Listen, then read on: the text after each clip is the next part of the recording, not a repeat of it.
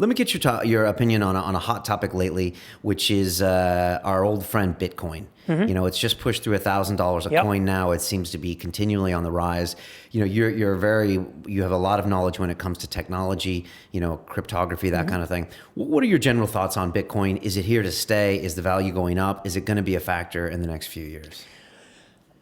If the crypto of it doesn't get broken, which, you know, somebody might find a fault in the design, that's possible. Because if that happens, it goes to zero. If that happens, it just boom, it goes away. Right. Then if it turns out that you can fake the transaction log or something, if something in the crypto breaks, then it's all gone, and that'll be like a flash crash in literally minutes planet-wide. Because if one person figures it out, then, you know, the whole thing.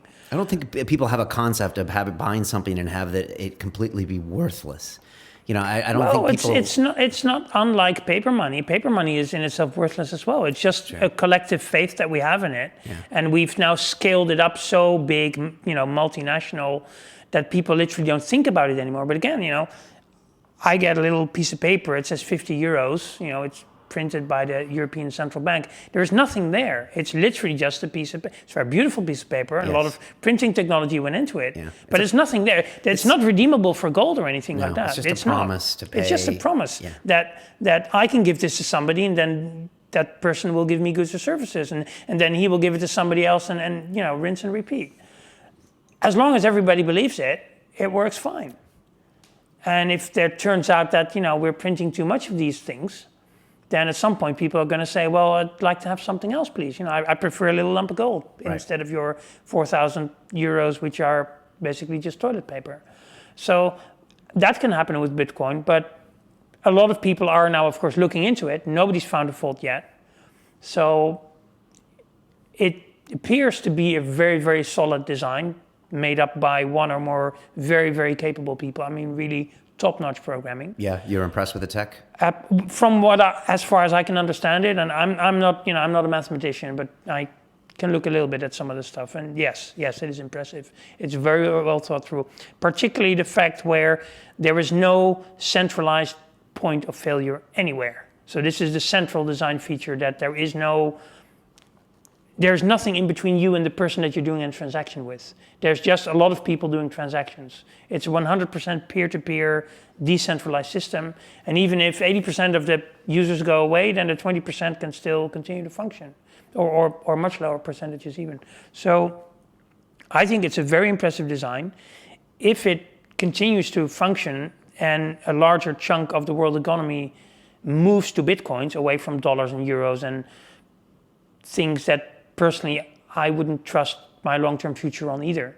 Not really, because, you know, we're printing like there's no tomorrow, which usually means there's no tomorrow in the long term, historically. I mean, you know, the Weimar Republic can tell you about that, and Zimbabwe and places like that. Right. We all know how this ends, right? When you print, like the US, when you print $90 to $100 billion a month in fiat currency, we all know how this movie ends, because we've seen it now a couple of times, right? Yeah, we have seen that movie end in a bad way. Yeah. Not always, but yeah, we have seen it. So Bitcoin, I think it has massive potential. Luckily, you know, there's never going to be more than 21 million of the things on the planet. It's mathematically limited.